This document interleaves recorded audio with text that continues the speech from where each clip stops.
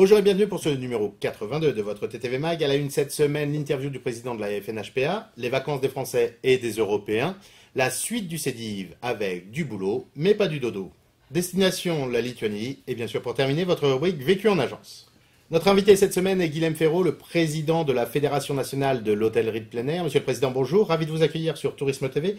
Comment se porte en ce printemps 2013 le business du camping et de l'hôtellerie de plein air?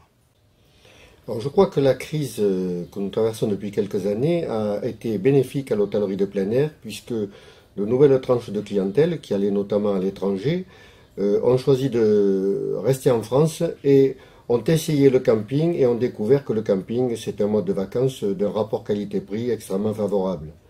Donc la crise nous a permis de continuer à progresser en termes de nombre de nuitées, puisqu'en 2011, nous avons battu tous nos records de fréquentation. Le baromètre Ipsos pour les vacances des Français sur l'été 2013 vient d'être publié et annonce une baisse des intentions de départ de 8 points par rapport à l'année passée.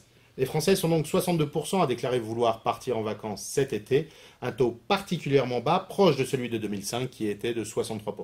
Le budget des Européens pour ces vacances d'été 2013 reste stable à 2100 €, tout compris.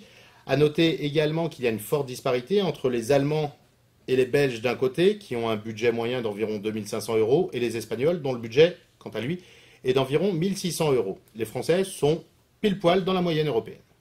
Concernant les destinations de vacances, 81% des Européens resteront sur le continent. La France devrait être toujours la première destination touristique estivale.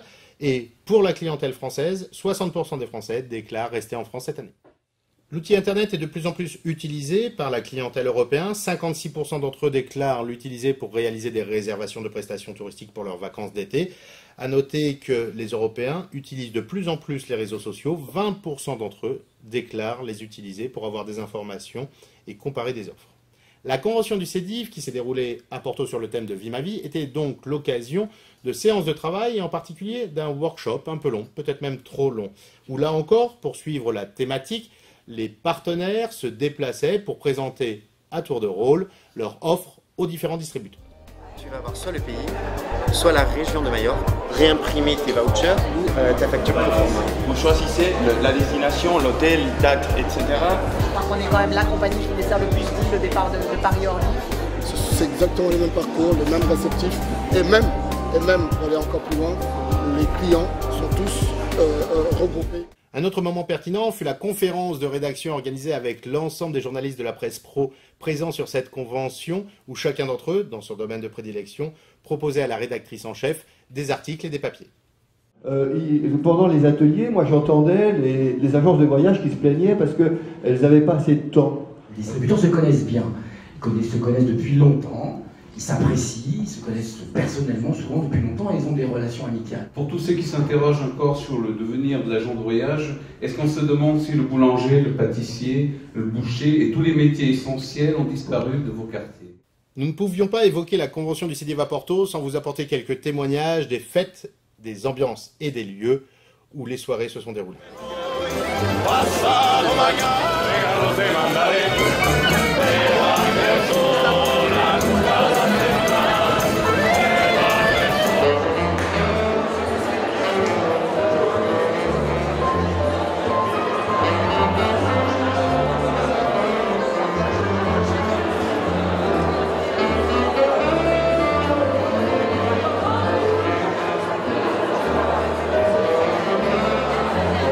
Voilà, et pour terminer, l'ensemble des reportages que les équipes de Tourisme TV ont eu le plaisir de réaliser pour vous sur cette convention, nous vous proposons le mot de la fin de la présidente Adriana Minchella.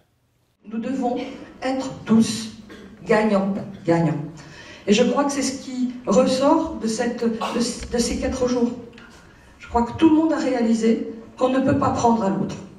Il faut que tout le monde soit dans le même objectif. Notre destination cette semaine, la Lituanie, petit pays des pays baltes, encore méconnu des Français. La Lituanie sera à partir du 1er juillet 2013 à la présidence de l'Union européenne. Petit pays aux attraits encore peu connus en France, ce pays balte devient pour 6 mois en charge de la présidence de l'Union européenne à compter du 1er juillet prochain. Un ensemble d'actions ont été mises en place ces dernières années pour augmenter la notoriété de la Lituanie en tant que destination touristique sur le marché français. De sa capitale Vilnius aux littoraux de la Baltique, une destination à découvrir, par exemple, pendant les nuits blanches. Votre rubrique Vécu en agence. 2 clientes regardent un flyer à l'intérieur d'une agence de voyage et disent « Ah, vous faites l'Europe ? Ah, c'est dommage, je voulais aller en Italie. » Voilà, bonne révision géographique, bonne semaine, portez-vous bien et rendez-vous la semaine prochaine. Merci.